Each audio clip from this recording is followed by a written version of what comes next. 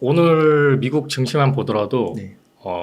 좀 올랐다가 다시 하락을 했죠. 네. 네, 금리 인상이 한 번 더 시작이 됐고요.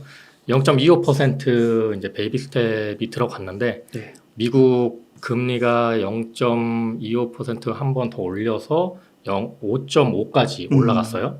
근데 우리나라 지금 금리가 3.5로서 네. 한 2%, 네, 2%대 금리 격차가 생겼습니다. 네. 이게 거의 사상 최대치라고 하는데요. 네. 아무래도 그런 부분 때문에 조금 자금적인 부분에서 문제가 좀 생길 수도 있겠다. 그런 생각이 들고요. 그 부분에서 이제 증시에도 아무래도 영향이 갈 수 있을 거라고 생각이 듭니다. 그러면 앞으로의 방향성은 네. 네네. 이렇게 위아래로 이렇게 좀 출렁출렁 할 수는 있지만 네네. 어떻게 보세요? 그래도 꾸준하게 상승하진 않을까 저는 그렇게 생각을 하고 있고요. 왜냐하면은 이제 금리 인상이 거의 막바지에 들어갔고 연준에서 이제 금리 인상에 대한 이제 스탠스는 이제 거의 마무리가 돼가는 부분이어서 여기서 좀 주의할 점이 이번 연도에 금리 인하는 없다. 뭐 이렇게 얘기를 했어요. 파월 형님이. 그렇기 때문에 그것만 좀 염두를 해 두신다면은 투자하는데 좀 어려움이 아마 없지 않을까. 그렇게 생각이 듭니다. 또 하나 우려하는 게 네네. 금리 인하를 내년부터 시작한다 해도 네네. 옛날만큼 많이 막 제로금리 수준으로 내려가지 않을 그렇게는 것이다. 안 될 겁니다. 그런데도 증시는 괜찮을까요?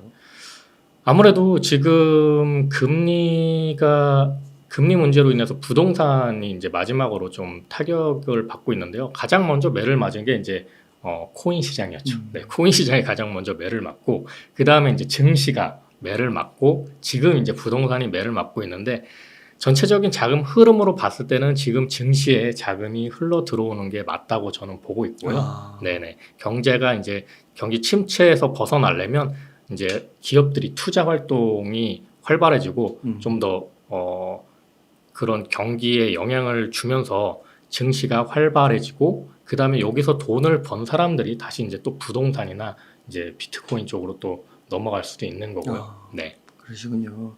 저기 네오님께서 보실 때 네네네. 미국 주식 가운데서도 좀 네네. 좋게 보시는 게 있으세요?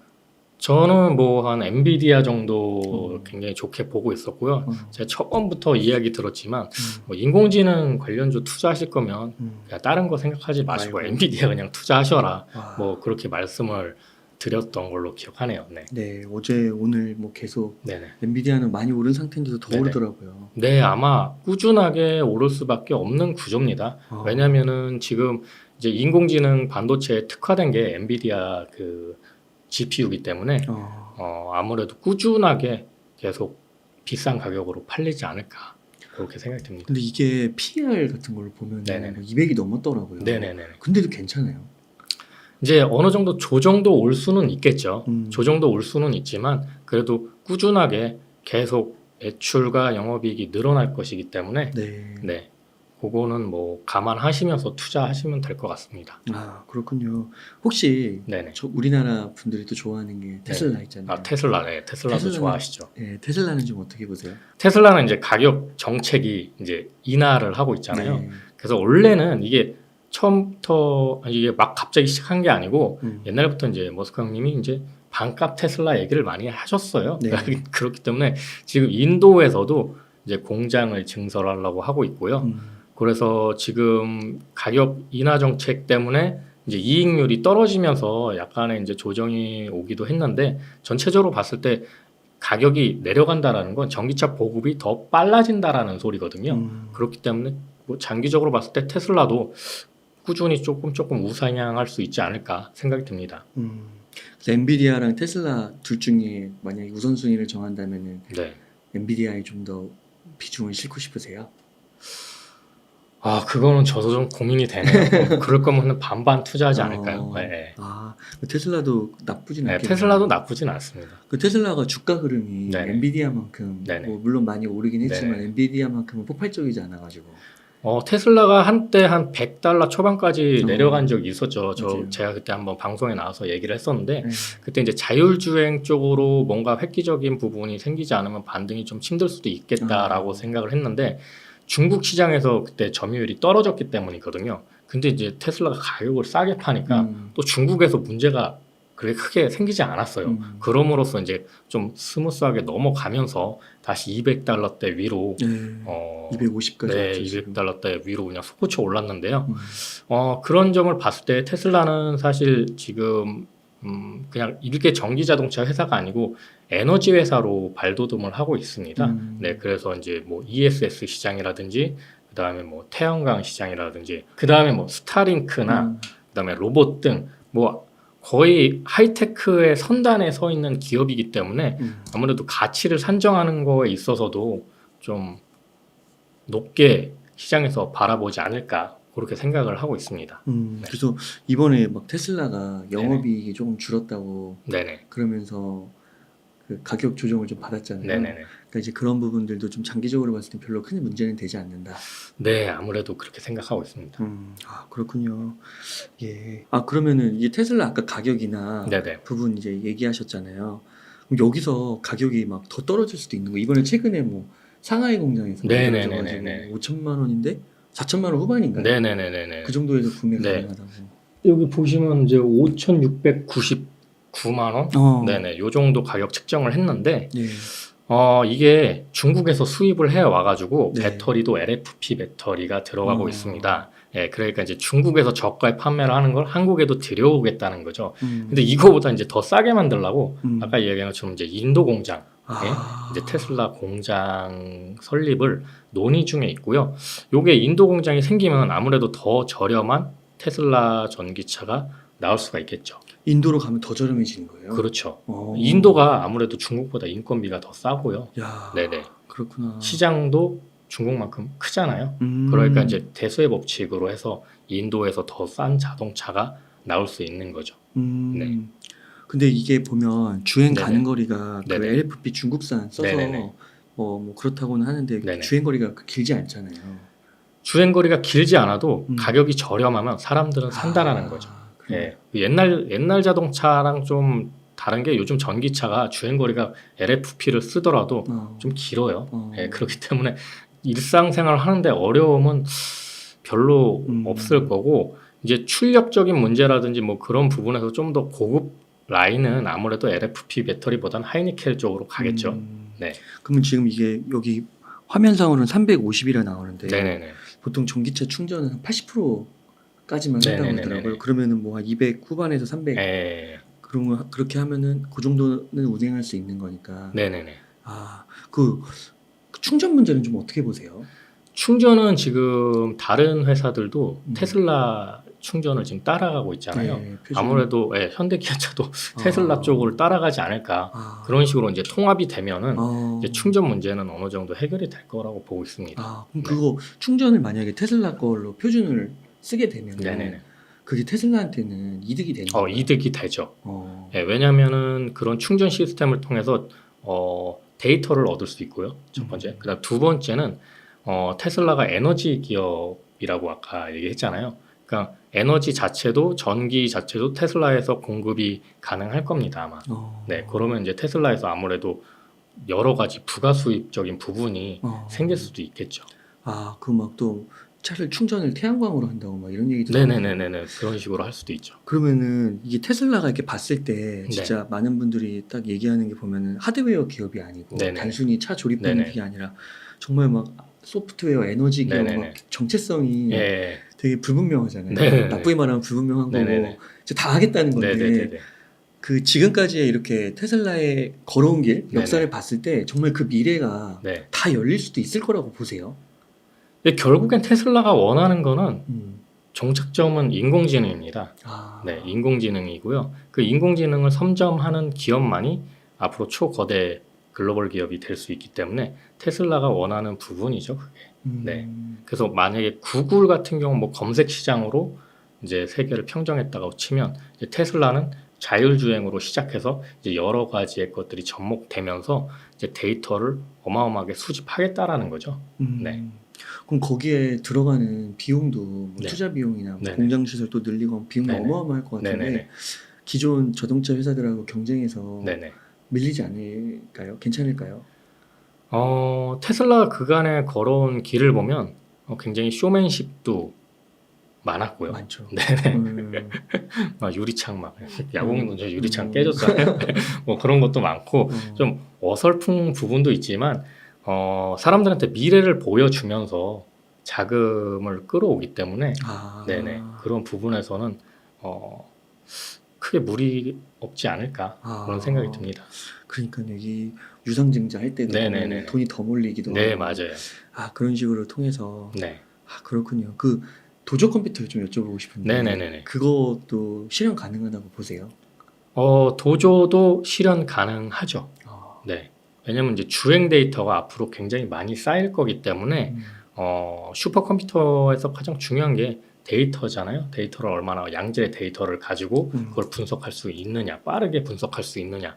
그래서 직접 테슬라에서 이제 도조 컴퓨터에 들어가는 컴퓨터 칩도 개발을 하고 있고요. 뭐 그걸 이제 삼성전자에 맡겨서 삼성전자 파운드리에 맡겨서 생산을 한다고도 지금 이야기가 들리고 있고요. 앞으로 도조 시스템에 들어갈 데이터들은 테슬라 자율주행 말고도 이제 로봇, 휴머노이드 로봇 나오면은 이제 그쪽 데이터도 들어갈 거고요. 네. 에너지 저장 장치가 이제 많이 보급이 되면 또 테슬라만의 그런 또 전력에 관한 뭐 데이터도 들어올 거고 그런 여러 가지 것들의 데이터들이 이제 쌓이면은 인공지능의 발전이 굉장히 기하급수적으로 이루어질 수 있겠죠. 그럼 그 안에서 도조 컴퓨터가 역할을 해야 되고요. 네. 혹시 양자 컴퓨터도 관심 있으세요? 네, 양자 컴퓨터도 관심이 있죠. 예. 그러면 양자 컴퓨터랑 도조 네. 컴퓨터랑 비교했을 때 물론 양자 컴퓨터가 훨씬 성능이 좋지만 생산하는데 그렇게 크게 지금은 대중화되기가 어렵기 때문에 빠른 시일 내에 네네네 연구가 아직은 양자 컴퓨터가 많이 필요합니다. 그럼 양자 컴퓨터는 뭐 2030년 가야 되는 거네요? 아무래도 그렇게 돼야 될 것으로 보고 있어요. 지금 거의 실험실 수준에서 연구하는 단계이기 때문에 네, 대중들이 아무래도 이용하거나 아니면 일개 기업이 양자 컴퓨터를 원활하게 활용하기는 조금 어렵죠. 네. 그러면 양자 컴퓨터가 나오기까지는 시간이 걸리는데 네네. 그것 때문에 이제 이 도조 컴퓨터의 가능성, 슈퍼컴퓨터의 가능성을 만약에 간과하면 네네. 너무 시간이 오래 걸리고 기회비용이 네네네. 많이 날릴 수가 있는 거예요. 네, 그렇죠. 왜냐하면 양자 컴퓨터가 개념 나온 지도 꽤 됐고요. 이게 이제 실용화 된다라는 거 자체가 시간이 계속 딜레이가 되다 보니까 그런 부분에서 아무래도 도조 컴퓨터가 징검다리 역할을 하지 않을까. 네네. 그러면 도조 컴퓨터가 만약 네. 출시가 돼서 원활하게 돌아가면 네네. 지구상에서 가장 그 성능 좋은 컴퓨터예요. 그건 두고 봐야죠. 네. 슈퍼컴퓨터의 2배라고 그러더라고요. 네. 일단은 도조 컴퓨터에 들어가는 칩을 테슬라에도 최선을 다해서 개발을 하고 있는데 얘네들도 이제 좀 안 될 것 같아요. 야, 지금 그러면 엔비디아 칩이라도 우리가 이용할 수 있다. 뭐 이런 식으로 얘기가 나오기도 해요. 그러니까 이 슈퍼컴퓨터를 개발함에 있어서 이제 여러 가지 애로사항이 있기 때문에 좀 범용적인 부분을 많이 써야 된다라는 거죠. 그래서 이제 엔비디아 칩 얘기도 나오는 거고요. 지금 이제 그 슈퍼컴퓨터에 엔비디아 칩을 많이 쓰잖아요. 인공지능 때문에. 네. 그래서 이제 테슬라도 그런 논의를 하고 있는 걸로 알고 있습니다. 그러시군요. 그러면은 막 애플이나 빅테크 다른 기업들도 있잖아요. 그런 기업들 가운데서 네네. 또 테슬라가 비교했을 때 네네. 괜찮은 기업으로 보이세요? 네, 저는 충분히 괜찮은 기업으로 보고 있습니다. 그렇군요. 그 LFP 배터리가 들어가네요. 아쉽게도. 아무래도 저가로 해야 되니까. 이 주행 데이터를 많이 얻으려면 차량 보급이 많이 돼야 되잖아요. 그러니까 처음에는 테슬라 전략이 고급화 전략이었어요. 그렇기 때문에 이제 얼리 아답터들이 나 테슬라 샀어 막 이런 건데 맞아요. 지금 지나가는 거 다 테슬라네 이런 식으로 변해야 된다라는 거죠. 네, 그래서 이제 테슬라 차량이 많아지면 많아질수록 테슬라한테 유리한 이점이 될 수 있다라는 거죠. 네. 한편으로는 또 테슬라가 너무 많아지면 네네. 좀 테슬라에 대한 이미지나 네네. 뭐 이렇게 소유욕이나 네네. 이런 게 좀 작아질 수도 있을 것 같은데요. 그럴까요? 네, 명품화 안 될 수도 있을 뭐 거고. 삼성전자에서도 스마트폰 많이 나오잖아요. 그 하이엔드도 있는 거고 마찬가지로 테슬라에서도 고급 라인은 또 따로 존재하겠죠. 네. 그런 식으로. 네네. 그렇군요. 그러면 엔비디아 같은 경우는 네네. 경쟁자가 없는 건가요, 지금? AMD가 있기는 있는데 아직은 조금 따라가기에는 힘든 것 같아요. 네.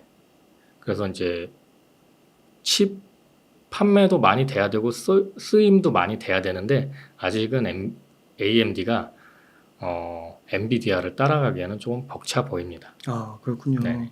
그 엔비디아가 네네. 최근에 막 주가가 오르고 네네. 인공지능이 부각받으면서 반도체, 네네. 삼성전자, SK하이닉스 네네. 소부장들도 많이 네네. 올랐잖아요. 네네. 그러면은 엔비디아가 앞으로도 계속 잘 나가게 되면 그런 네. 흐름들이 우리나라 주식에도 계속해서 좋은 영향을 미친다고 보세요? 네, 그럼요. 저번에도 얘기 드렸는데 뭐 엔비디아 칩 만들 때 그 같이 쓰이는 칩이 HBM, 이 HBM인데 요걸 이제 고대역폭 메모리라고 그러는데 SK 하이닉스에서 주도적으로 지금 만들고 있고요.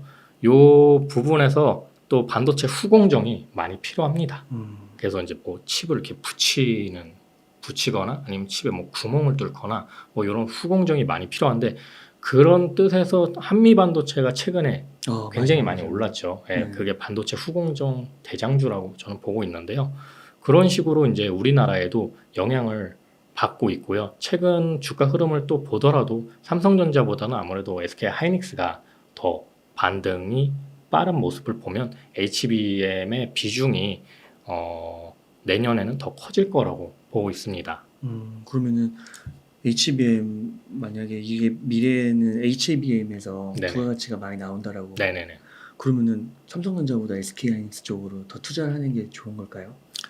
이제 삼성전자가 원래 HBM을 준비를 하다가 요게 이제 좀 시간이 걸리다 보니까 사업부를 없앴어요. 아, 그래요? 그러면서 조금 지체가 됐는데 SK하이닉스는 계속 한 거고요? 네, SK 하이닉스는 이제 처음 만들기도 했고 세계 최초로 이제 처음 만들기도 그래요? 했고 이걸 이제 포기하지 않고 계속 가져갔는데 삼성전자는 이제 이게 시간도 좀 걸리고 돈이 좀 되려면 좀 시간 걸릴 것 같아 이러고 사업부를 없앴다가 지금 다시 대표 수장 교체하면서 경질을 하고 이제 부랴부랴 다시 만들었습니다. 그렇기 때문에 아무래도 경쟁이 본격적으로 내년부터 시작이 되지 않을까 싶고요. 삼성전자 나름의 이제 또 칩 기술이 있기 때문에 SK 하이닉스와의 경쟁이 굉장히 피 튀기는 경쟁이 되지 않을까 생각이 듭니다. 그런 거를 어떻게 놓칠 수가 있죠, 삼성전자가? 그러게요. 그러니까 엔비디아도 이렇게 갑자기 네. 뭔가 인공지능 시대를 맞이해서 네네. 자신들의 칩이 네네. 이렇게 막 전 세계적으로 네. 관심을 받을 줄은 몰랐던 걸 수도 있겠네요. 아무래도 몰랐을 겁니다. 엔비디아 같은 경우는 이제 게임 그래픽 카드 만드는 거에 이제 치중을 하다 보니까 이제 그게 우연치 않게 CPU보다 GPU가 더 적합한 거죠. 더 적합하더라. 야. 이제 인공지능 개발자들이나 연구자들이 그렇게 이제 그걸 발견을 하면서 이제 엔비디아 칩을 이제 쓰게 됐고 원래는 인텔의 CPU 써야 되는데 그렇죠. 네, 그렇죠. GPU가 더 유리한 네네네. 거죠. 그렇구나. 완전 엔비디아도 얻어 걸린 거네요. 그죠? 뭐 그럴 수 있는 거죠. 네. 사업이라는 게 원래 뭐 전혀 생각지도 못한 곳에서 기회가 터질 수도 있는 거니까요. 그럼 그렇게 해서 GPU가 성능이 계속 업그레이드되는 게 필요한 건데 네네. 그때는 HBM이 필요한 거. 네네네. 군요. HBM이 주변에 이제 저 사진 보시면 주변에 쫙 깔립니다. 네, GPU 그 주변 라인에 층층이 이제 겹쳐서 HBM을 만들잖아요. 네. 근데 한편으로는 또 HBM이 현재는 네네. 물론 앞으로 좀 폭발적으로 성장하기는 네네네. 하지만 현재는 되게 작은 부분이다 이런 얘기도 있거든요. 근데 지금은 얼마 차지하지는 않습니다. 근데 이제 미래 성장성을 봤을 때 HBM이 차지하는 비중이 점점 높아질 거고요. 그다음에 또 이제 내년부터는 또 DDR5도 비중이 높아질 거기 때문에 지금 시장에서는 반도체 관련주를 내년 상반기부터 굉장히 좋게 보고 있죠. 네. 지금은 SK 하이닉스가 좀 잘 나가지만 네네. 내년 가면은 또 모른다. 네, 내년 가면 또 모를 것 같습니다. 네. 혹시 삼성전자는 좀 어떻게 보세요?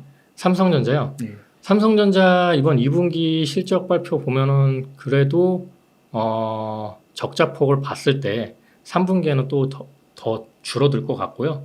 이번에 수출입 동향을 보면은 반도체 판매량은 좀 늘었습니다.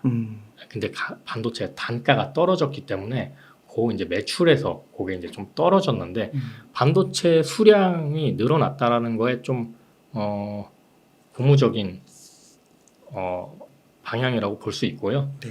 이제 뭐 어제 같은 경우에 2차 전지 이제 폭락이 왔잖아요. 이틀 동안. 맞아요. 이틀 동안 어제 이제 폭락이 오면서 이 자금들이 어디로 흘러 들어갔냐면 삼성전자, SK 하이닉스처럼 반도체 쪽으로 그 자금이 흘러갔습니다. 네. 그렇기 때문에 이제 반도체 흐름은 저는 이제 본격적으로 한 이번 연도 하반기쯤 시작될 거로 보고 있는데 이제 기관이나 외국인 자금은 이제 좀 더 먼저 움직이는 것 같아요. 네. 파운드리 같은 경우도 지금 이제 TSMC와 경쟁을 한다고 얘기를 하는데 사실 뭐 경쟁이 된다고 저는 보지는 않고요. 왜냐하면 TSMC가 압도적인 1위이기 때문에 삼성은 그냥 거의 만년 2인자도 대단하죠. 사실 2인자도. 왜냐하면 SK 하이닉스도 파운드리는 쉽게 이제 접근하기가 어렵기 때문에 자금과 기술력이 어마어마하게 들어가는 사업군이라서 자칫 잘못하면 이게 무너질 수도 있거든요. 네, 그렇기 때문에 지금의 수준도 참 잘 따라가는 거다라고 보고 있고요. 지금 보시면은 삼성전자 파운드리 수율이 많이 잡혀가고 있습니다. 네, 그래서 이제 4나노 같은 경우는 수율이 75% 이상, 그 다음에 3나노 수율은 60% 이상으로 지금 추정이 되고 있는데 여기에다가 이제 TSMC랑 좀 다른 노선은 이제 3나노 공정에서 이제 GAA 공정을 빨리 선제적으로 도입한 게 이제 여기에서 이제 좀 수율 안정화에 도움이 많이 됐다고 그래요. 그래서 GAA가 조금 시장에서 얼마나 인정을 받을지는 모르겠는데 어쨌든 효율이나 이제 전력에서 앞서가는 공정이기 때문에 이런 거에서 봤을 때 TSMC 같은 경우는 이제 최대 고객사가 애플이잖아요. 그러니까 애플 말고 뭐 예를 들어 퀄컴이라든지 뭐 다른 회사들이 조금 소외를 받고 있어요. 아무래도 애플보다는 좀 더 비싼 가격으로 웨이퍼 칩을 이제 사야 된다라는지 그런 기업들이 딱 봤을 때 이럴 거면 뭐 삼성에 맡겨도 우리가 좀 더 이득을 보겠다라는 기업들이 생길 수 있다라는 거죠.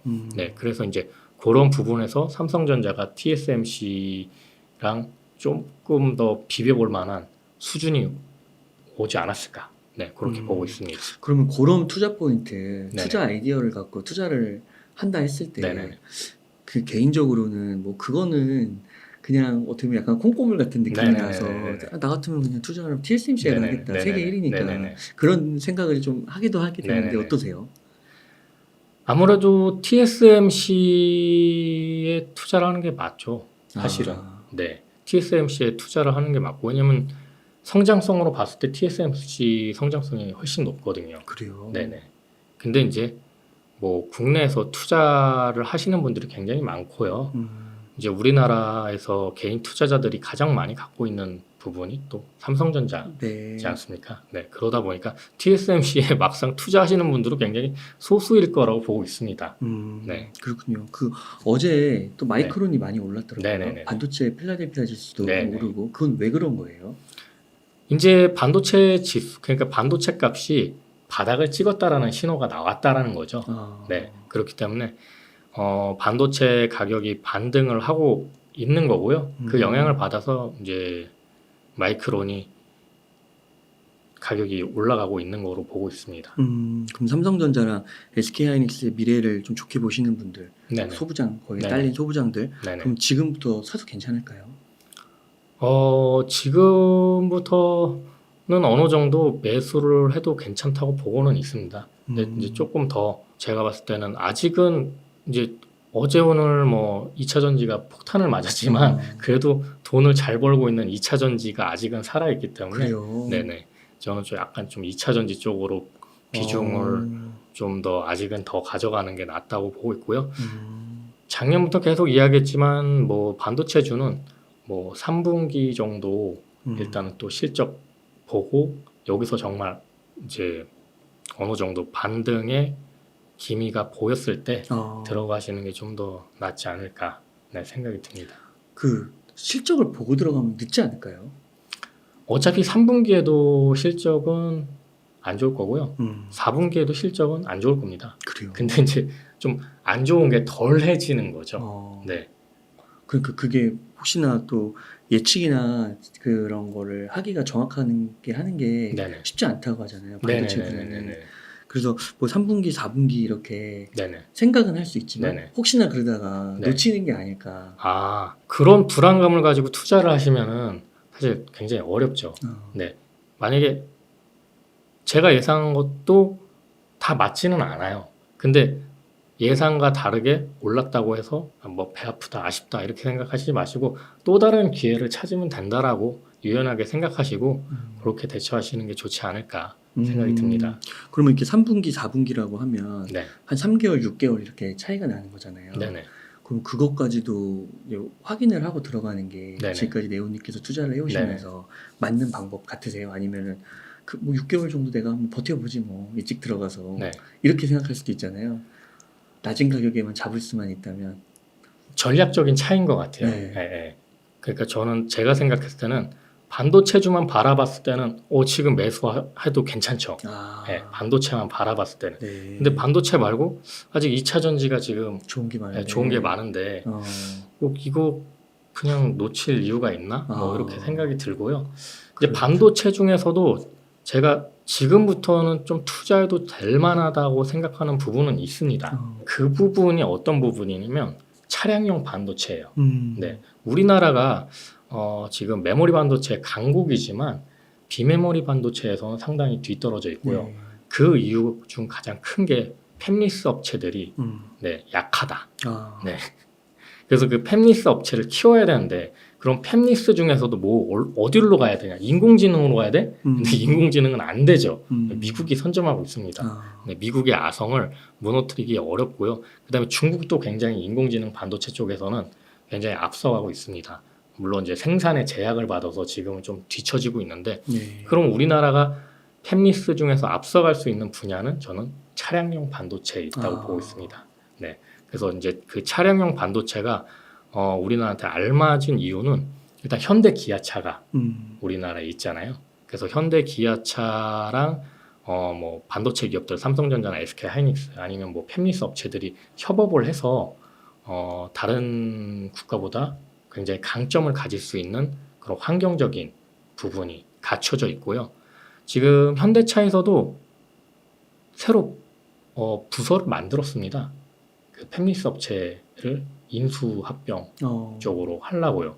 그래서 지금 예를 들면 동훈아나텍이라고 현대차에서 인수 이제 하겠다라는 소문이 굉장히 파다하게 돌았고요. 근데 이제 동훈아나텍 같은 경우는 지금 굉장히 올랐잖아요.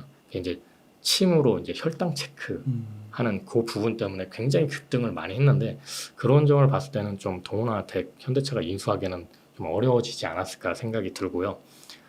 그다음에 지금 동훈아나텍하고 비슷한 사업 구조를 가진 회사 중에 이미지스라는 회사가 있습니다.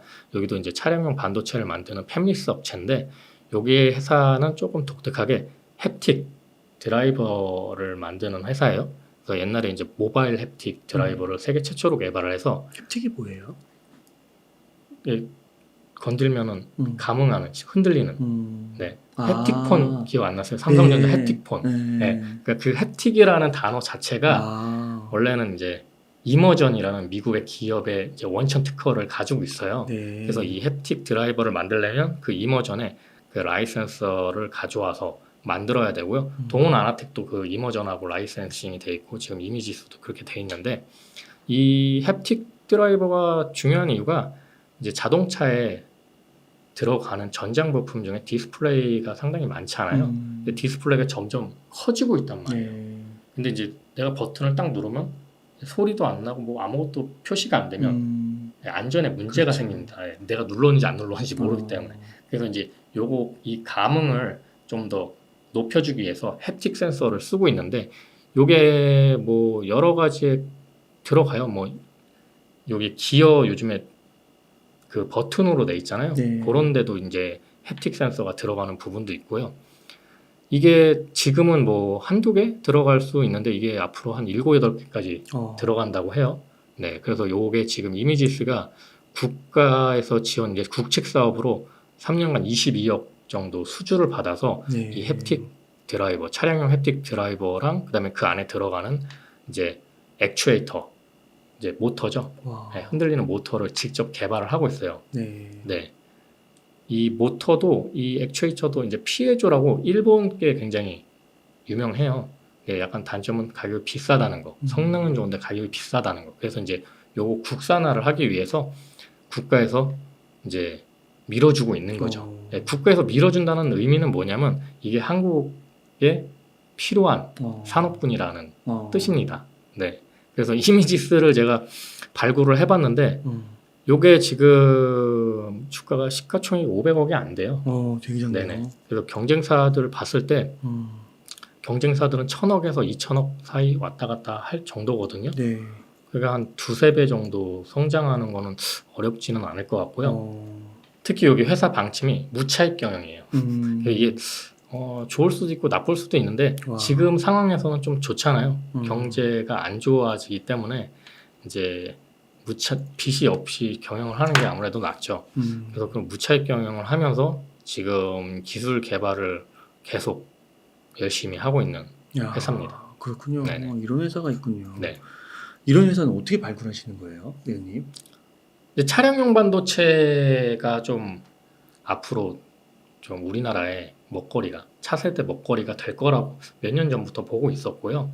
아까 얘기한 것처럼 테슬라도 자사의 이제 차량용 반도체 인공지능이 탑재된 차량용 반도체를 이제 삼성전자 파운드리에 맡기기도 했고 앞으로 또 맡기려고 지금 회장끼리 만났잖아요. 네, 그러다 보니까 요 차량용 반도체가 전에는 단가가 그렇게 크지 않고 MCU 같은 거 단가가 되게 안 돼요. 단가는 안 되는데 또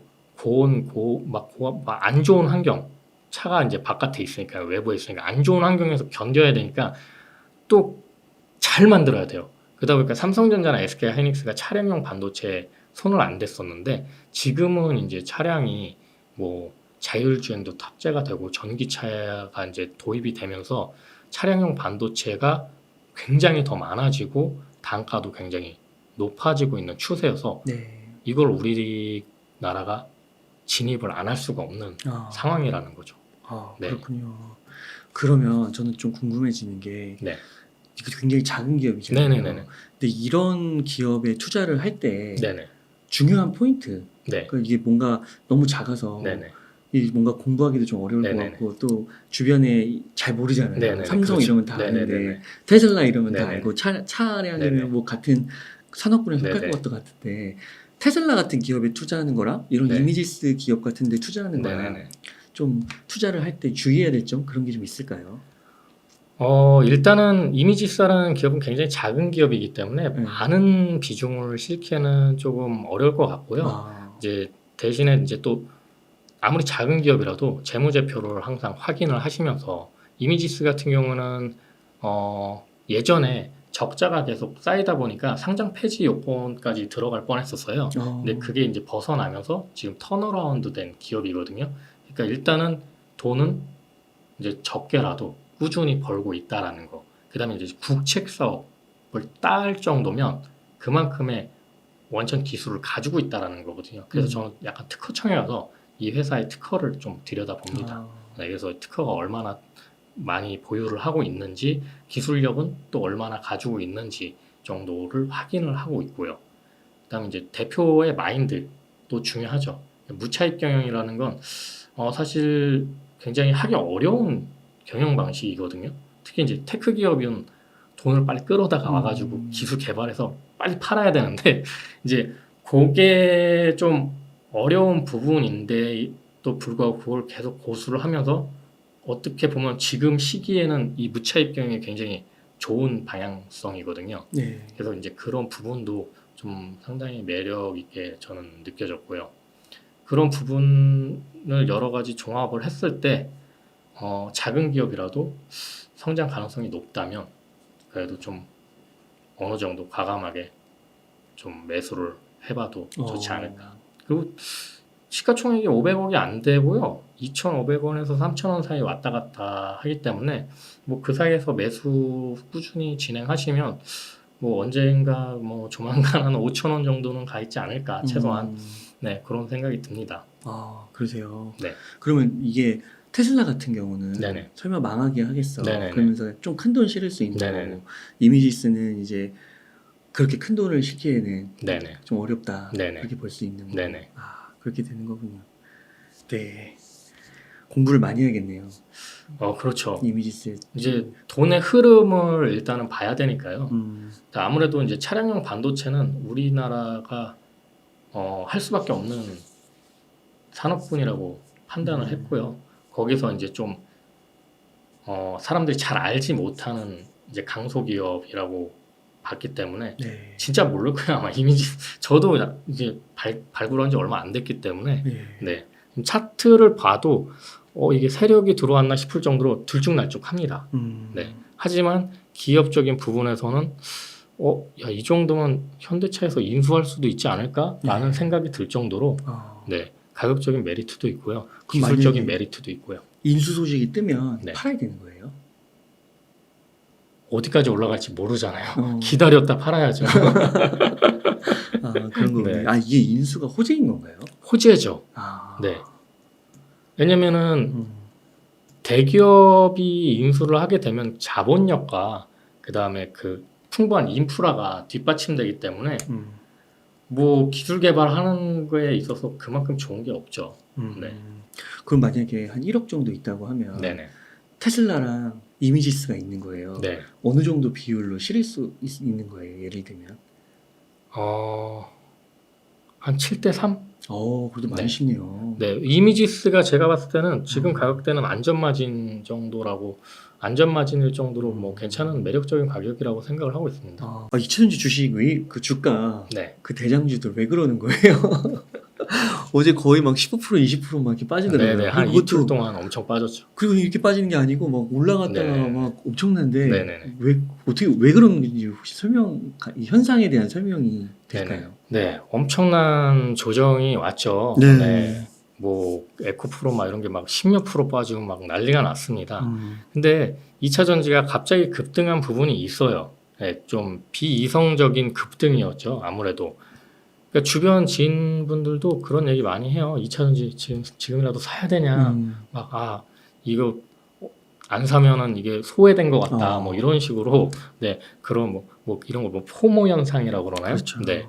그래가지고 이런 정도로 지금 난리가 났는데 그만큼 조정이 컸다라는 건 그만큼 또 관심이 많다라는 뜻이기도 합니다. 반대로 말했을 때 제가 봤을 때는 이 정도의 조정은 사실 개인들이 컨트롤하기에는 굉장히 어려운 부분이 있고요.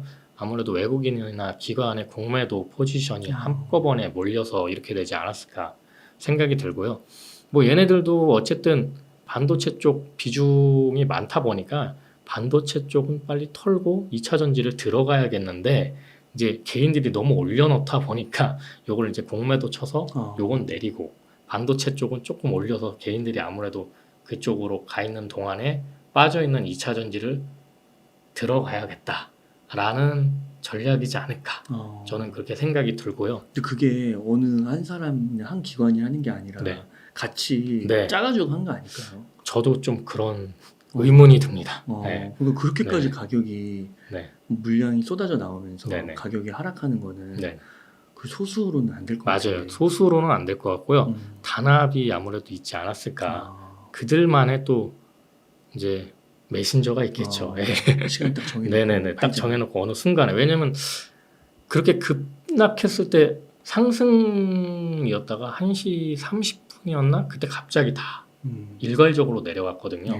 공매도를 일괄적으로 같이 치지 않는 이상은 좀 이렇게 내려가기에는 좀 힘들 것 같고요. 그날 코스닥은 마이너스 4% 가까이 떨어졌으니까 이거는 뭐 거의 팬데믹이나 아니면 경제 위기 그 정도는. 수준의 있지 않는 이상 하루에 마이너스 4% 떨어지기. 비트코인도 그렇진 않나요? 네. 그 요즘에. 요즘에 2차전 지주가 비트코인보다 훨씬 등장률이 큽니다.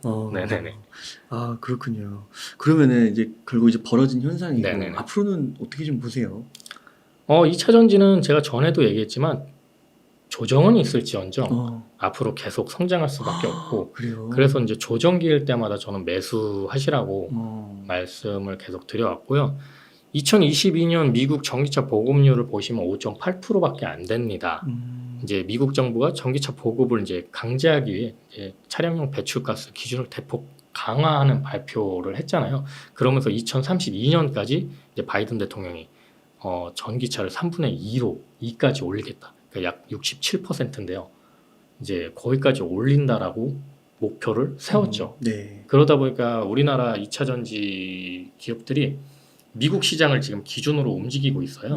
네. 그렇기 때문에 2차 전지가 조정이 올지언정 성장성이 꺾이지는 않는다라는 거죠. 한참 남았기 때문에. 네. 5.8에서 67로 가면 그래도 60 남은 거니까. 그리고 67뿐만이 아니고 2050년 정도 되면은 거의 웬만한 자동차는 뭐 거의 다 전기차가 되겠죠. 왜냐면 뭐 유럽만 해도 2030년부터 뭐 내연기관차 생산하지 않겠다 뭐 이런 회사들도 많이 있고요. 네. 그러면 1차적으로는 테슬라가 되게 좋겠네요. 테슬라요? 네. 67까지 늘어나면. 그렇죠. 테슬라 좋죠. 근데 이제 테슬라의 배터리를 중국 걸 실을 수 없으니까 네네. 미국에서 네네. 한국 걸 실어야 되니까 네.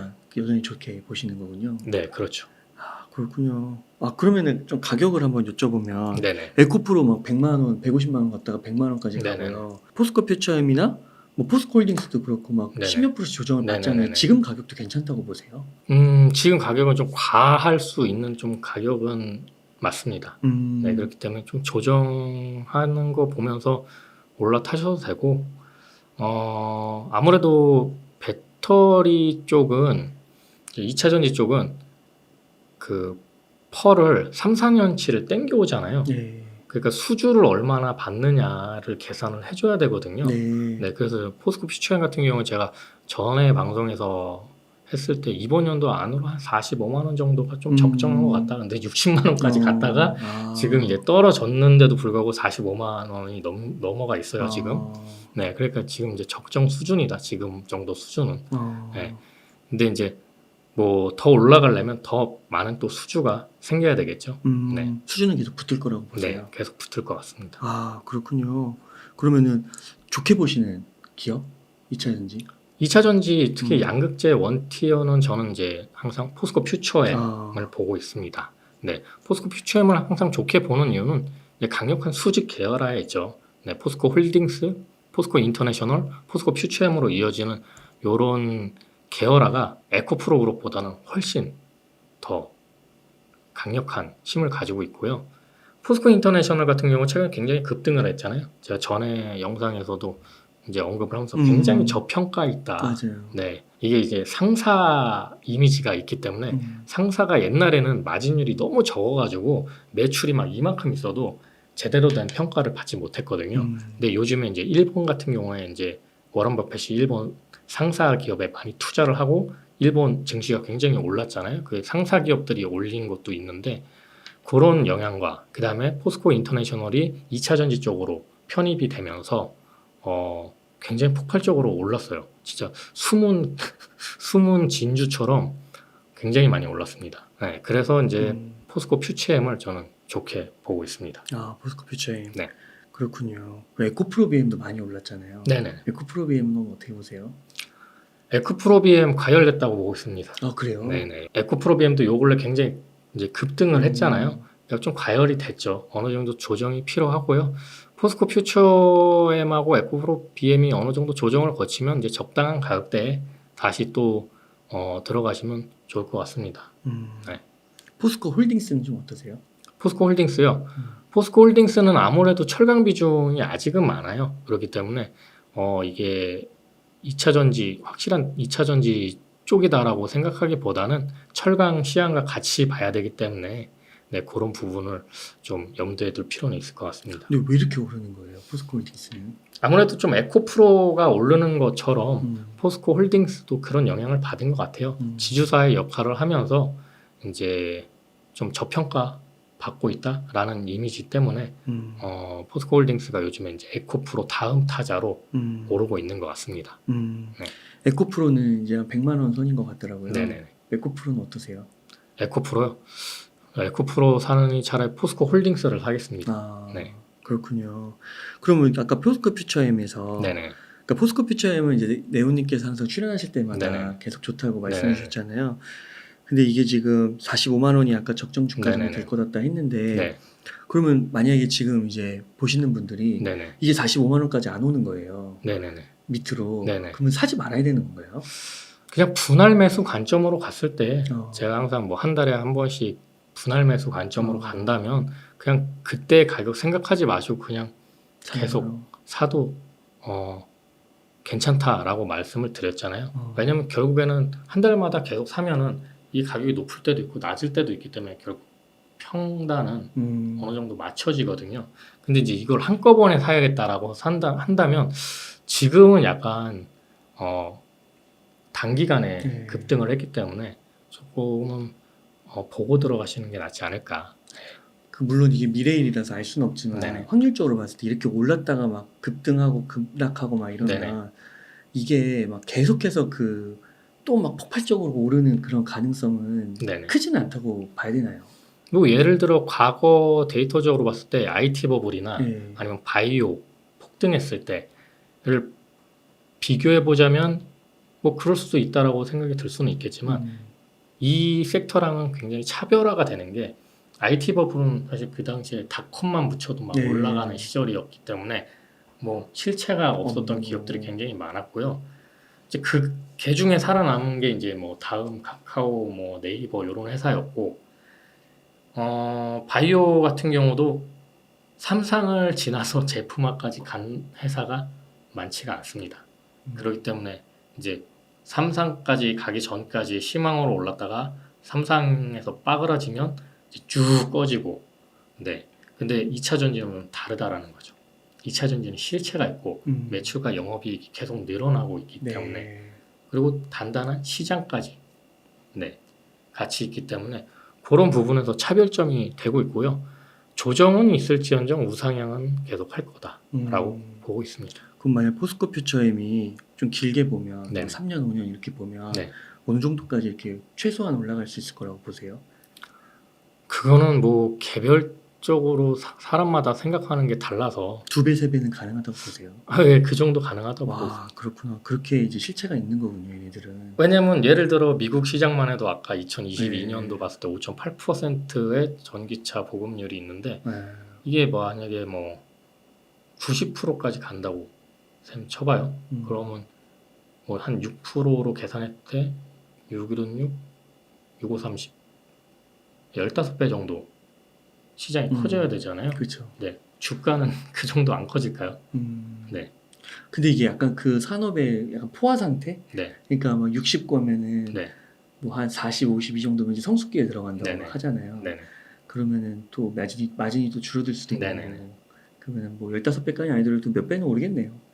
일단 전기차 시장만 봐도 그렇고요. 그 다음에 이 배터리라는 게 전기차만 들어가는 게 아니고요. 드론이나 로봇, 뭐 여러 가지 비행기에도 앞으로 들어갈 거고, 뭐 여러 군데 굉장히 많이 들어갈 거기 때문에 ESS 시장도 또 있잖아요. 네. 그다음에 배터리 2차 전지 시장 자체가 에너지 전체와 결부되어 있기 때문에 그 성장성이 우리가 생각하는 것보다는 클 거라고 보고 있고요. 뭐 종종 얘기하지만 뭐 LG 에너지 솔루션이 삼성전자 주가를 넘어설 수도 있을 거다 네. 이런 얘기가 나오잖아요. 그런 부분이 이 얘기를 두고 하는 거라고 저는 생각을 하고 있습니다. 아, 네. 그렇군요. 네. 그러면 2차 전지를 네. 좀 부정적으로 보시는 분들도 있잖아요. 네네네. 뭐 예를 들면은 뭐 중국 네네네. 디스플레이나 뭐 네네네. 태양광이나 이런 네네. 거랑 비교하면서 그런 의견에 대해서는 어떻게 생각하세요?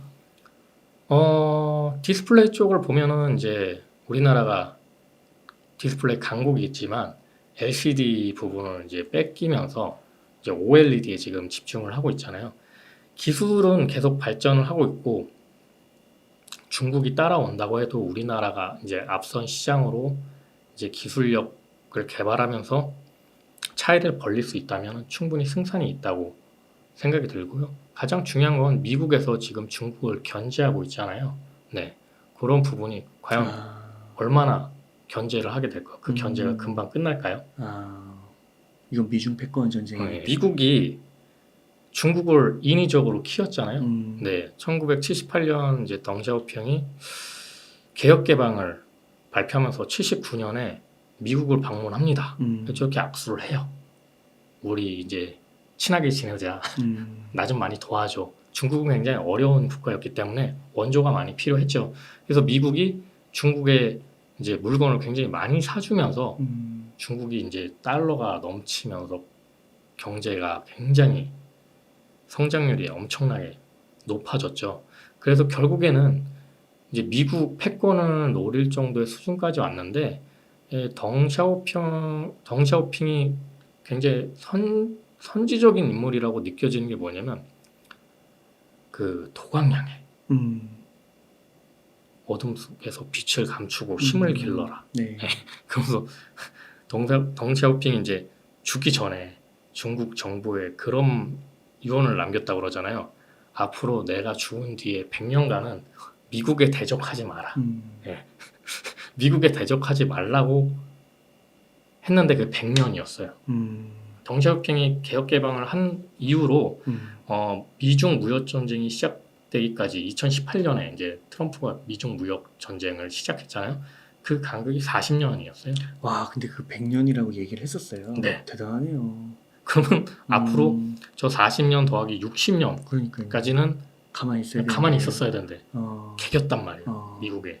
그러니까 미국에 가만두지 않죠.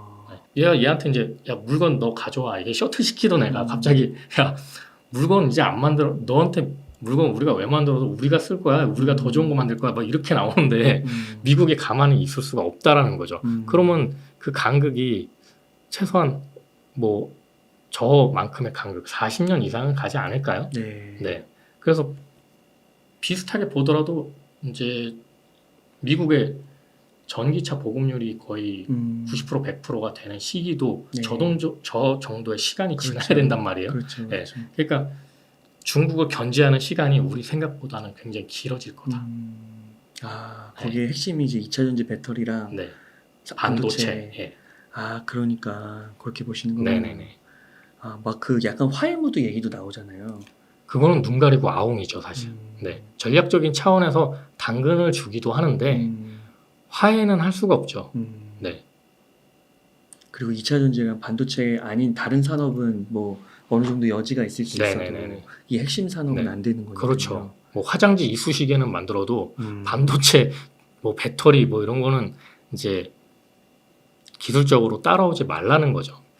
네. 그렇군요. 그러니까 2차 전지가 이게 굉장히 좋은데 갑자기 좀 급등을 해서 조정을 받은 것이고 근데 앞으로는 좋은데 여전히 가격이 조금 높다고 볼 수도 있으니까 이때는 한 번에 목돈을 태우기보다는 분할 매수. 그러니까 분할 매수라는 개념은 예를 들면 제가 뭐 포스코 퓨처엠에 1억을 투자하고 싶어요. 뭐 1억을 다 넣는 게 아니라 그거를 뭐 한 1년 뭐 이렇게 나눠서 뭐 1,000만 원씩 사는 건가요? 그렇죠. 그러니까 분할 매수를 하더라도 가격이 진짜 많이 떨어질 때가 있단 말이에요. 그럴 땐 조금 더 태우셔도 되고 이제 유연하게 하셔야죠 그런 거. 근데 이제 보통 월급쟁이 기준으로 봤을 때는 내가 한 달에 월급을 뭐 얼마 받는데 여기서 얼마가 남아. 그럼 요 정도 금액은 내가 투자해도 괜찮겠다 싶은 금액은 그냥 그 한 달에 뭐 거의 25일 날에 내가 월급을 받으면 매월 25일마다 그 가격이 얼마가 됐든 너무 이건 너무 과한데 그러면 이제 한 번 건너뛰면 되고 이건 너무 떨어졌는데 그럼 한 번 건너뛴 거 두 개 합쳐서 두 번 살 거 한 번 사면 되고 뭐 이런 식으로 하시라는 거죠.